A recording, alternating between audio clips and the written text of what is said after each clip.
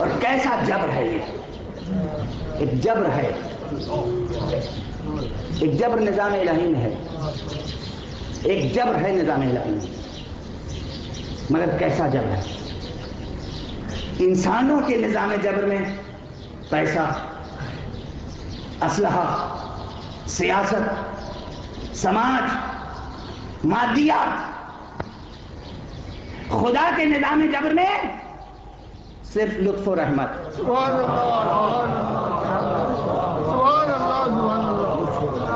دنیا بھر کے وعدے مگر مشروط وعدے۔ اگر تم ہمارے ساتھ لڑو گے فلاں صوبے کی صوبے داری تمہاری، تم ہمارے ساتھ رہو گے تمہاری 7 نسلوں کے لیے یہ پروانہ، یہ زمین، یہ علاقہ، یہ انعام، یہ اکرام، جو کچھ بھی آتا ہے مشروط، ہمارے ساتھ رہو گے تو ہماری عطائیں ملیں گی۔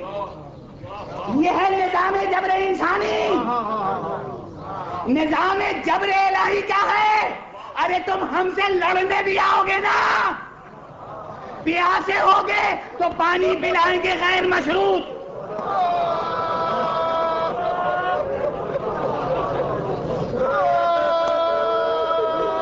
شرط کوئی نہیں، یہ شرط نہیں ہے کہ پہلے بات ہو جائے پھر پانی پلاتے ہیں، اور ایک وعدہ کر لو کہ تم واپس چلے جاؤ گے، پانی پی لو، مشکیں کھول دیتے ہیں۔ نہیں، کوئی شرط نہیں۔ سمجھ رہے ہیں آپ؟ بات واضح ہے۔ یہ جو لطف و رحمت ہے یہ کام کرتی رہی، رحمت الہی کا جبر بڑھتا گیا، کیونکہ آئینہ قلب حر صاف تھا، شفاف تھا، اس لیے وہ اس کی تاثیر صبح عاشورہ تک نمایاں ہو گئی۔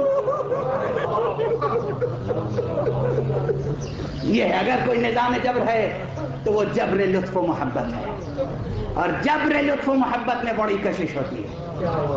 آج نظریہ لطف کے بیان کا کوئی موقع نہیں ہے، لیکن میں نے عرض کیا ہے کہ قضائے تخلیق کی اگر تشریح کریں گے آپ، قضائے تخلیق کے پروردگار عالم نے انسان کو خلق کیوں کیا، کائنات کو خلق کیوں فرمایا، تو اس پورے بحث و مباحثے میں ایک بنیادی چیز لطف الہی بھی آئے گا۔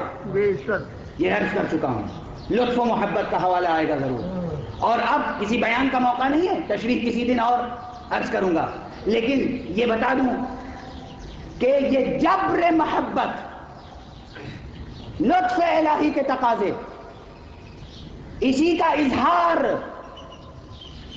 اس حدیث قدسی میں ہوا جو صوفیاء کرام اور عرفاء عظام اکثر نقل کرتے ہیں۔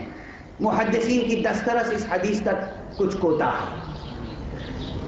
کہتے ہیں کہ جب فلسفہ تخلیق پہ غور کیجئے کہ کیسے کائنات خلق ہوئی، کیوں خلق ہوئی، کیوں خلق ہوئی، تو وہ حدیث ایک کنزم مخفیہ سامنے آتی ہے۔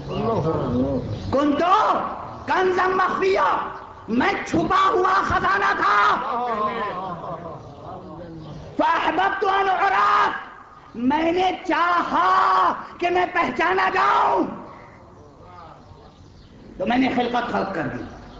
ٹھیک ہے، اس حدیث کی تشریح کا اب موقع بالکل نہیں ہے، لیکن یہ ایک بنیادی مستند ہے کہ عزیزو، فلسفہ تخلیق میں جبر نہیں، احتیاج نہیں، ضرورت نہیں، محبت اور لطف شامل ہے۔